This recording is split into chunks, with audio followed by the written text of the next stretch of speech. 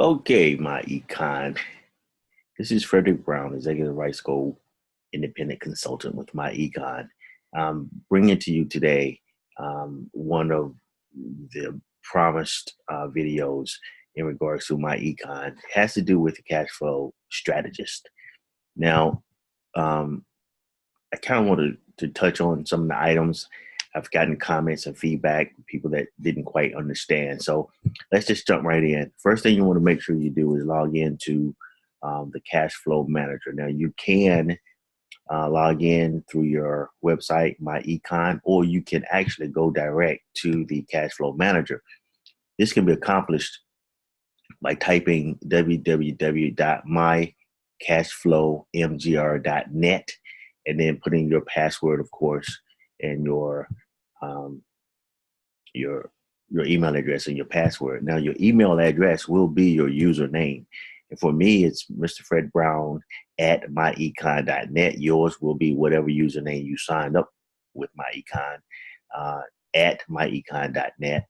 And then, of course, you type in your password. Once you do that, you log in, you're in the cash flow manager. Now, of course, what you see before you right now is my cash flow manager list, where I have a series of businesses set up, which includes that of my wife's and of course, mine as well. Um, but what you really want to do, what we want to talk about today, is the cash flow strategist here up in the upper left-hand corner. This tab is where you want to select. Now, of course, I already have mine set up, but we're going to create a new one. Now, when you enter this for the first time, you're going to have a blank screen. So what you want to do is create a new cash flow strategist.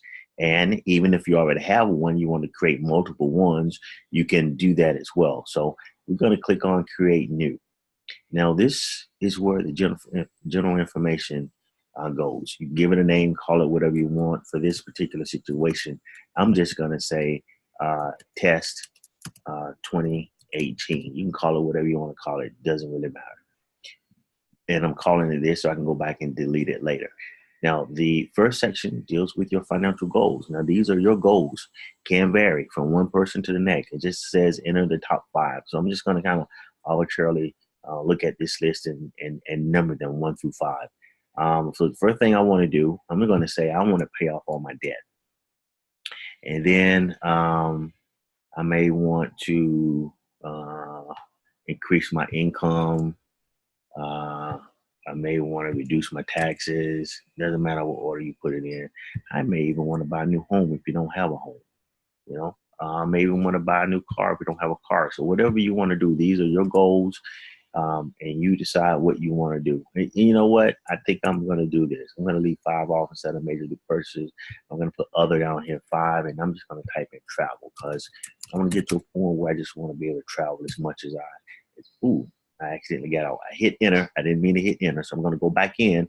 This will be the test plan, and where we were and what we were generating would have been under this A tab. So I'm going to hit A tab and go back in. That's what you do in case you get kicked out. I happened to hit enter here and I shouldn't have. All right, so we're back in and we're just going to continue to section 2. Section 2 talks about the retirement freedom goals. Now, just going to answer these questions. I mean, whatever you put in is not cast in concrete. You can go back and change and play with the numbers and just see what the effects are. These are your goals, and this is something you have to decide on. So whatever you put in for the first time, it doesn't really matter. So I'm just going to generate something. And it says, what is the least amount of monthly income you desire at retirement? So you think about this. You know what you make now, right? And you know how you live now. So if you want to make that amount of money when you retire, that's what it's talking about. Or you want to be able to have more than that when you retire. So I'm just going to arbitrarily choose a number. I'm going to say the amount of money that would make me happy. Let's just say it's $5,000 a month. All right. Now it says, what year at the latest do you plan to retire? Well, that can be you. I mean, you could be in your 30s now. It might be 20 or 30 years from now. It doesn't really matter. So I'm just going to create a date. I'm just going to say 2035. All right.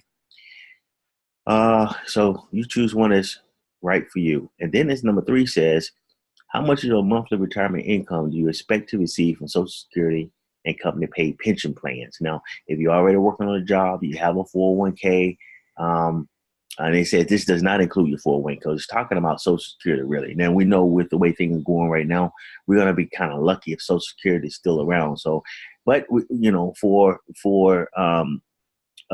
these purposes here, we're just going to assume that, Social Security is around, and I don't know what it is now. So I'm just going to put in a number. Social Security may be able to generate at least $1,500 a month. I don't know. It could vary. It could be more or less. Number 4, it says, what is the approximate value of your investment portfolio now? So this is talking about if you have any stocks, bonds, 401k, anything that you have right now that you've been investing in, what is that value? Now, some people may not have anything. Some people may have a whole lot. Now, again, you can play with this. So for this example, I'm just going to say, maybe you've been working for a company for a few years and you got, $75,000 in there. You could or you could not. It doesn't matter. So if you do, put it. If you don't, put whatever you have. Then number 5 says, how much money do you currently invest monthly in long-term savings? Now, some people may currently be invested in long-term savings, and some people may not. Some people are struggling paycheck to paycheck. But if you're one of those and you are able to put money aside for this example, I'm just going to assume that right now you've managed to be able to put at least $50 a month, aside in long-term savings. You put whatever you have. How much additional money monthly can you invest into long-term savings? Now, what they're saying is right now, if you're serious about your future, serious about long-term investments and long-term goals, then, you may have some cash floating around there that you can be a little more serious about in investing towards those long-term goals. If you have that money available, this is what you put there. You may not have anything, so put 0. For this example, because I just want you to see the numbers and how they play throughout this, I'm going to say, okay, long-term, let's say I got some extra cash, maybe I can do a little bit more. Maybe I can put, another $100 in long-term savings. Maybe I got that additional money that I can put. So let me just put that in. Then it says, how much money do you have set aside for emergencies? And it says you need at least 6 months of living expenses. Now, you know what your living expenses are when you add up your mortgage, car, and everything that you pay right now. Something should happen to your job. You need to multiply whatever those monthly obligations are times 6. Do you have that amount of money? That's what it's asking. So if all your bills added up to $2,000 a month, so they're saying, do you have $12,000? And, maybe you do, maybe you don't. If you got it, put it in there. If you don't, I'm just going to put a number in and say, no, I don't have mine. So I'm just going to say, I got $1,000 in there. Okay. Again, you do what you have. And this is yours. It's private. Nobody will get to see it. This is for illustrative purposes only. Number 8, do you feel you currently have a plan in place to accomplish your retirement goal in your desired time frame? Now, most people will say no. I mean, if you that kind of person, you got stuff in place, you probably don't need any of this anyway. So most of us will say no. Okay. Debt elimination. All right. So let's look at section 3, debt elimination. This is where you put all the debt that you want to eliminate. Now, let's say you have a house. You may not, but if you do, let's put in a mortgage. All right. And let's say your mortgage is the balance on your house. Let's just keep it simple. Let's just say, you got a house, and let's say your house is $175,000, right? And your payment, let's say the payment on your house is $175,000. Thought I didn't need to put the comma in, but I don't think it really matters. All right. And let's say your minimum payment is $1,500 a month. All right. That's what your house payment is. Could be more, could be less. It doesn't matter. Now, this is what you want to do. So you just want to enter all of your debt. I mean, you need to be honest with yourself. You need to sit down with all your bills. You need to put this stuff. Now, what we're doing here is we're putting in bills that are not recurring. These are bills that you can pay off. Okay, we will address the recurring stuff later. But this is stuff that where there is a light at the end of the tunnel, and one day you don't have this bill anymore. So let's say you also got a car. Right? You might have multiple cars. So let's say you got a car, and let's say you owe $20,000 on that car, right? And let's just say that car note is $500. Again, you do what's applicable to you. All right. So let's say you got a car, and maybe even your wife, if you're married, or spouse has a car. or maybe you just got one card. It doesn't really matter. You just put it in here. And they say you got credit card. They say you got a Visa card, right? It could be a charge card at a department store. It doesn't matter. And let's say that Visa card is, let's say you got one, let's give it a $5,000 balance that you have, and you're paying a couple $100 a month. All right, let's add another one. Let's say you also got a MasterCard. Okay, let's say you got a MasterCard. They say you got a $3,000 limit on that one. And that one, maybe you're paying $150 a month. Again, this stuff is, I'm just being arbitrary right now, and you're gonna use your actual information. All right, let's say what else? Let's say let's say you maybe have a school loan. I don't know. Let's say you got a school loan. All right, you went to college and you got some debt left, or you went to a technical trade school, you got some debt left, and you're still paying on it.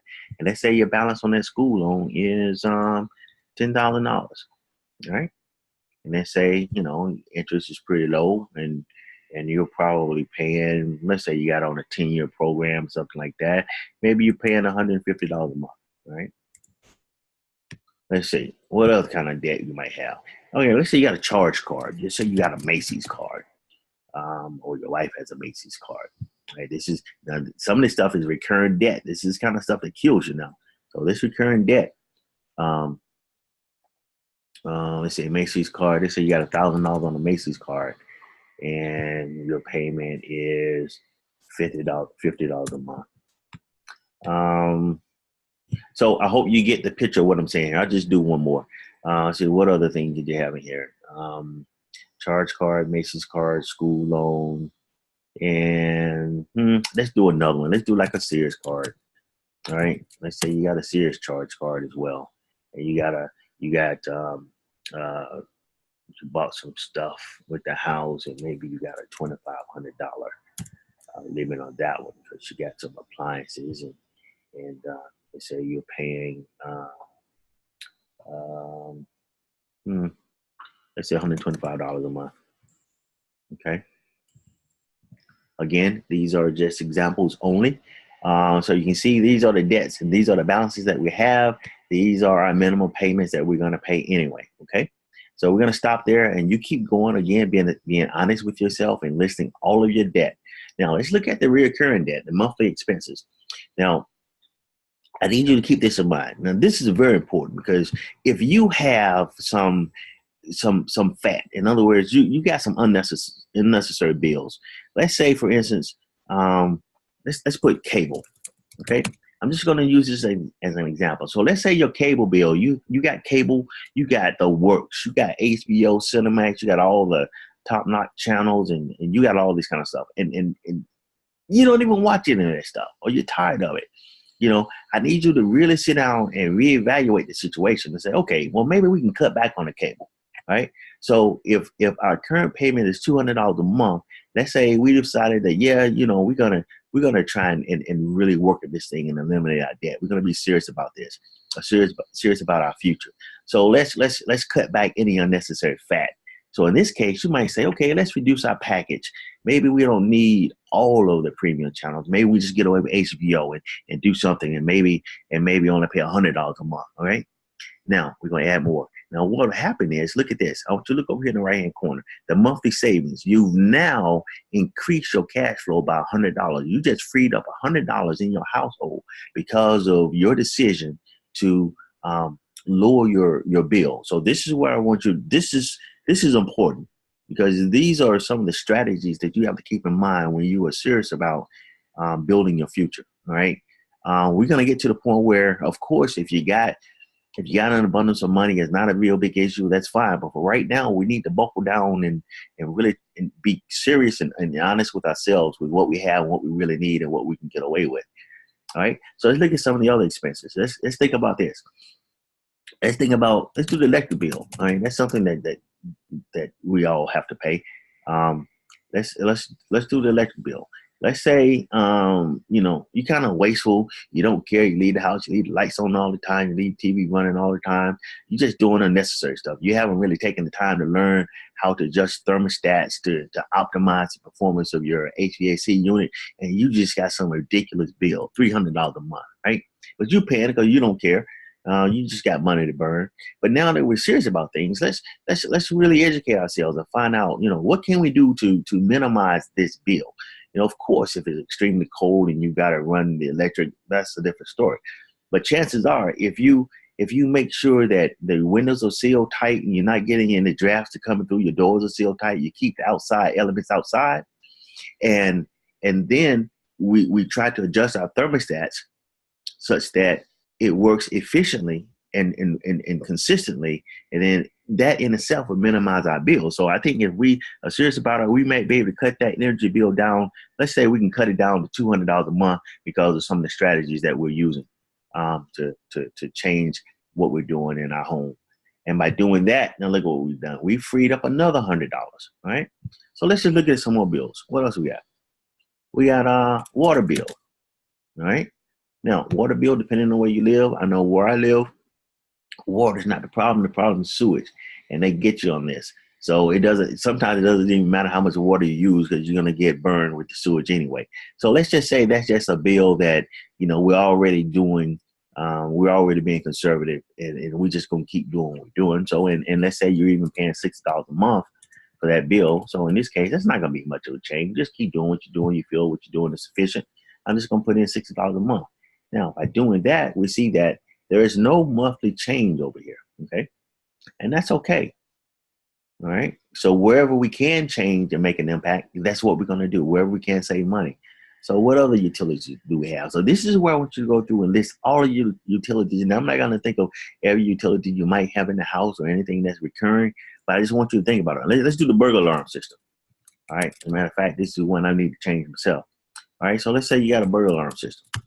All right, and let's say right now you got the premium package, your contract is up, and let's say for your premium package you were paying $70 a month, right? Now that your contract is up, you can get away with paying, $30 a month. Maybe you don't need all the bells and whistles; you just want the doors and the door contacts and the windows. All right, add that one. Oh, what happened to my mortgage? Did I delete my mortgage? If you saw me delete something, I think I accidentally deleted my mortgage up there. I'm going to put the mortgage back in. I don't know what I did. I apparently didn't see what I did. But anyway, I'm putting the mortgage back in. I had $175,000 what I remember putting in. All right, so 175, and I said my mortgage payment was $1,500. All right. Oh, no, my bad. I'm sorry. My bad. That was a mistake. This is not where I had the mortgage. That was, no, we're doing recurring debt. That makes sense. I'm sorry. All right, take the mortgage out. There's a mistake, but it's okay. I mean, it's okay to make a mistake. You see, I made a mistake, and just go back, erase it, and just keep going because my mortgage is actually up here in my debt elimination. All right. So now, any other recurring bills? We got the electric, water, gas. You may have gas depending on where you live. I know we got some people that live in the Midwest. And it gets extremely cold out there, and a lot of times their heating is done by gas. So let's say your gas is $300 a month, and that might not be during the summertime. That'd be mostly during the wintertime. But and let's just say it's cold. I mean, I get it. I understand. I'm not even gonna say try to cut back on that. So you kind of do what you feel is best for you. So I'm just gonna leave that one as is. Okay. And let's see. I think I'm gonna finish with that one. Oh, let's do one more. Let's see what else we got in the house. Telephone. Okay. Let's see. Telephone. We have a telephone bill. Or cell phone. Let's do cell phone.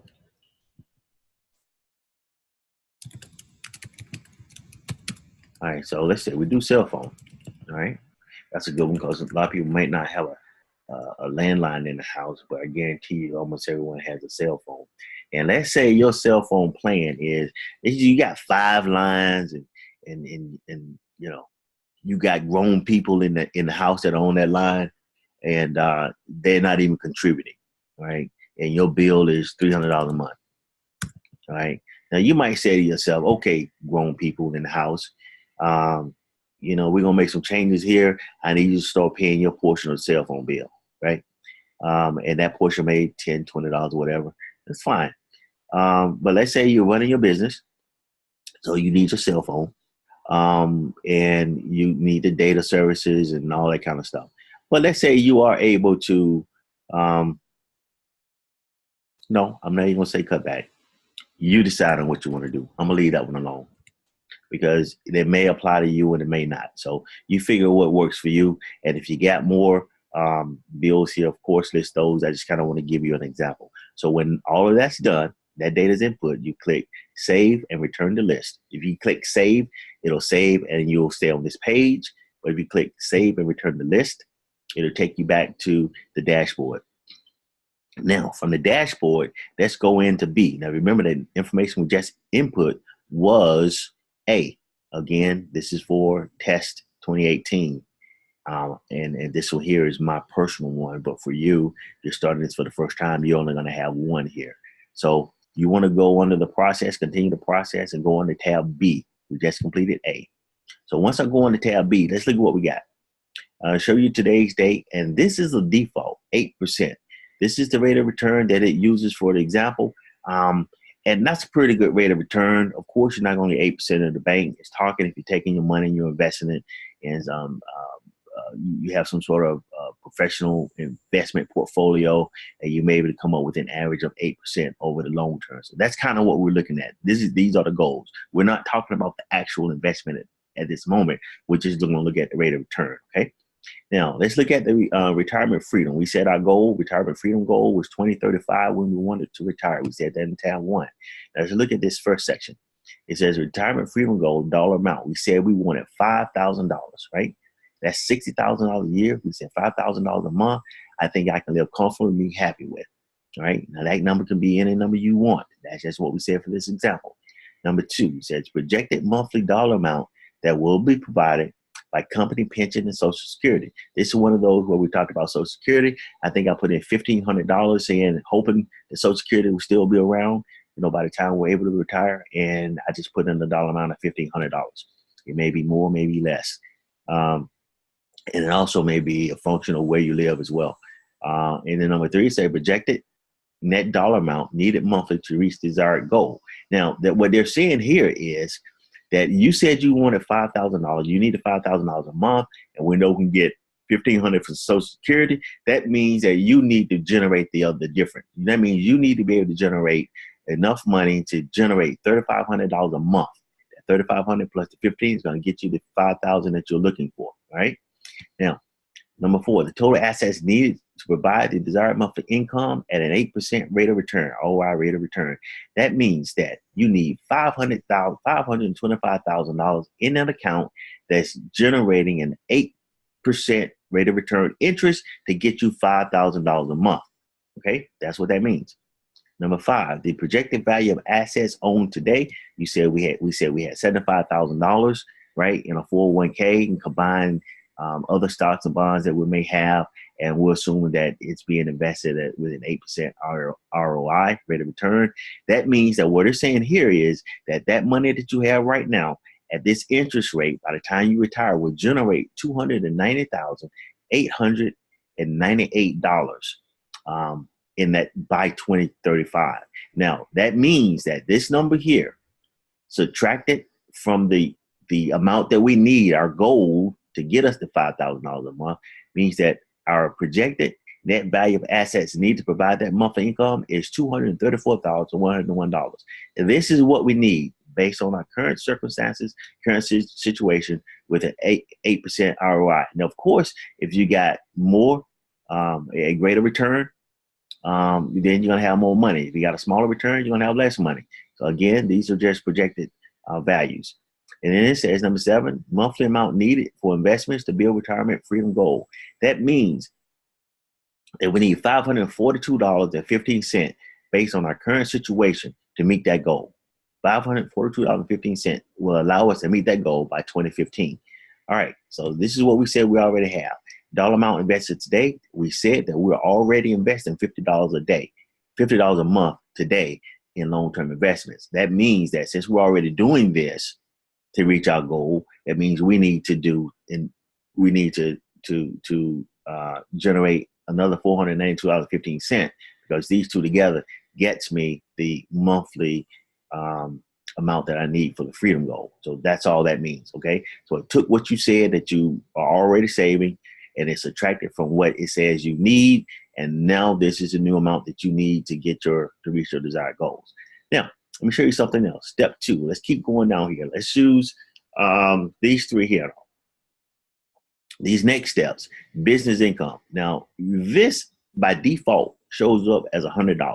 If you sat in on any of my presentations, you know that normally when I do my presentations, I always try to use the minimal amount of income because I need you to see how important this business is, even if the business doesn't generate a lot of income. Now, normally what I do is I'll start out with 0, right? I'm just going to assume I'm in the business, but the business is not making any money yet, all right? So my business income, I'm going to put it at 0. In other words, I'm going to show you how this thing works without the business making money, and then you can go back and say, okay, once the business starts generating money, look at what's going to happen. Look at how this thing is accelerated, all right? So I want you to really see that impact. So I'm going to start out with business income of 0. Step 2, tax withholding. Now, the tax withholding, the default here is $250. You've seen my econ. Many people advertise when you income shift, you increase your income from $200 to $800 a month. That number varies. That number depends on your job, type job you have, filing status, and a whole lot of stuff. Now, what I want you to do is I want you to assume that when you income shift, let's say you income shift, right? Let's say your income, I'll go ahead and leave the 250 in there. Let's say you're able to income shift, you got a job, you follow my econ strategy, you adjusted your W-4 because you got a new business, and now we got an extra $250 a month in our income, right? Now, if you sat in through any of my presentations, you know I say, and I strictly really try to enforce that this money is not for you to now just blow, right? This here is showing you what we need to do with this money, all right, to help us advance our goal. And our goal is to eliminate debt and generate investment money. All right, so let's leave that one at 250. It could be more, could be less, depending on your situation. You can always go back and change it at any time. All right, so now step 3, minimize expenses with smart consumer purchasing. All right, now look at what we've got. Available cash now, not committed to anything. That means we got $100, what we said we got now, that's not committed to anything. This is that $100 in the beginning. I said, now, do you have any extra money that we might be able to add or commit to long-term savings? We put in $100. This number could be 0. It could be 1,000. Could be 2,000. It depends on your situation. Only you know your situation, right? For this example, I said $100 in the beginning, and that's where this number came from, okay? And then recurring monthly expenses. Now, we made some adjustment. Our current payment out of all of the recurring expenses, those things that we come around, we decided we can cut some fat in different places. We cut fat in the cable bill, I think it was, and a couple other places we cut fat, and we had a new payment. So we were able to pocket $240 based on us cutting fat in certain areas of our lifestyle, okay? Now, this number could be 0, maybe not. But if you are serious about it and you really look at, cutting your expenses and really look at debt elimination, you will consider some of these things.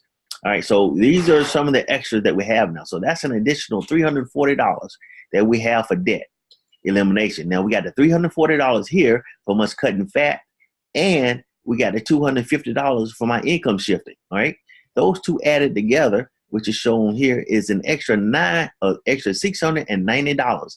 Now think about this.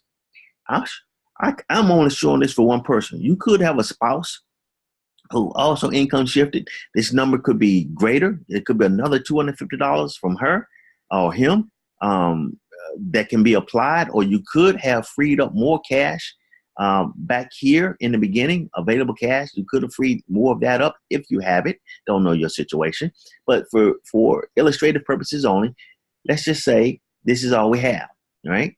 So now we've determined now we have an extra $690 to apply towards debt reduction. That's what this means. So now what it does is it shows you all of your debt that we listed that we wanted to eliminate. That was the MasterCard, the Macy's, the Sears, the Visa, and we had the balances and the monthly payment. Now I want you to look at what it did.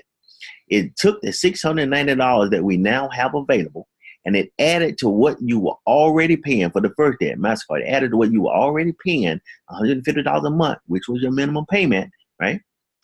And now it says, if you take that $690 that we freed up, add it to what you were already paying, your new payment will be $840.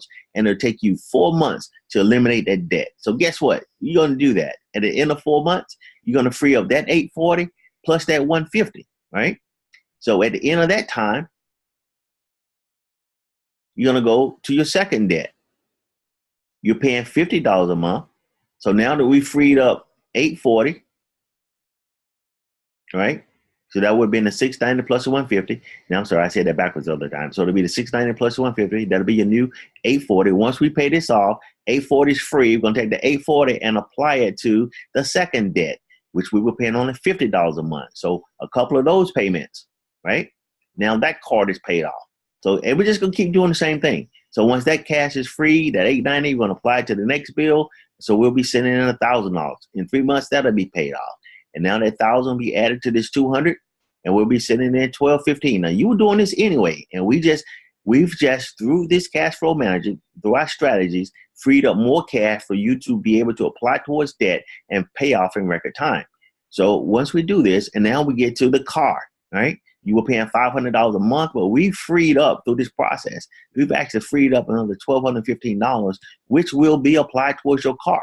And if you apply that plus the $1,215 plus the $500 towards your car, a $1,715 $100 a month car note, in 1 year, that $20,000 car would be paid off. Man, that's powerful. And then guess what you're going to apply next? We're going to apply that to the school loan. Okay, the school loan was $10,000. Now we freed up $1,715.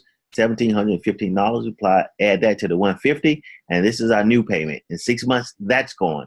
So once we do all of that, we've eliminated all our debt. Now the cash that we have available to add to our mortgage, which we were already paying $1,500 in mortgage, now we're going to add an extra $1,865 per month to that $1,500. Our new mortgage payment will be $3,365, and your mortgage will be paid off in 53 months. That's 4 years and 5 months. Your $175,000 house, your car, your credit cards, and all of that in less than 5 years. Well, it'd be the total on here.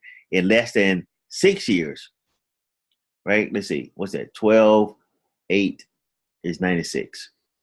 7 years, 84. So this is 7 years. 85 months is 7 years and 1 month. In 7 years and 1 month, you will have eliminated all of this debt. Now, your situation could vary. It could be more, it could be less. And we see right now, you can go back and play with some of these numbers that we had. You know, maybe your taxable withholding is more than that, and we can apply more, right?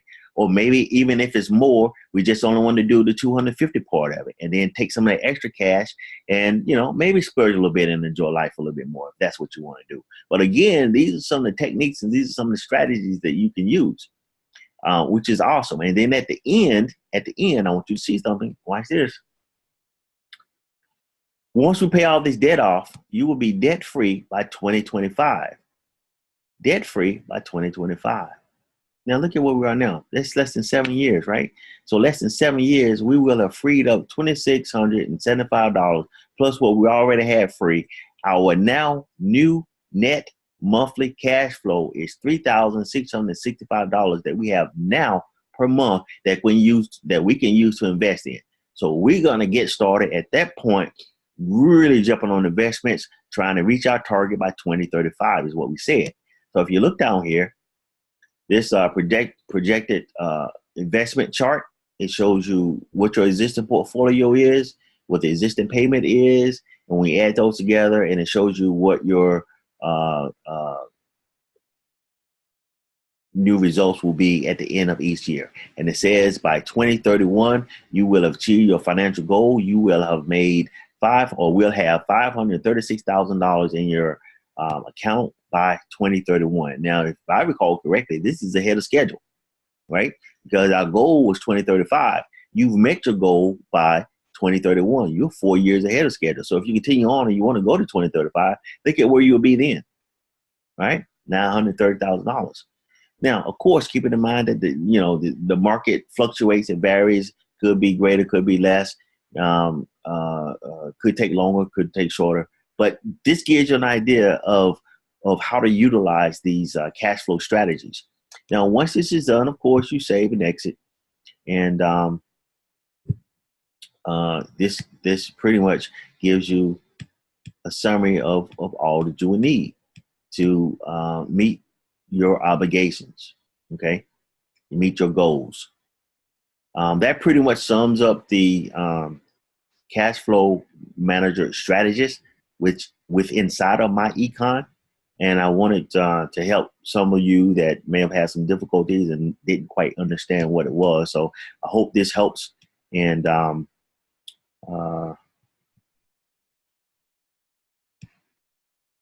hope it helps you meet your financial goals.